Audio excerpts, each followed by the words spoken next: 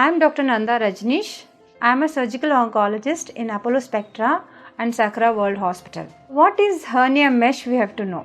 First, hernia is something there is a gap, and mesh is something it's a reinforcing material that we put. As such, this reinforcing material is so strong, even if you try to pull and push on either side, it will not normally tear at all. So what can happen maximum is mesh can migrate. Then the recurrence of hernia can happen.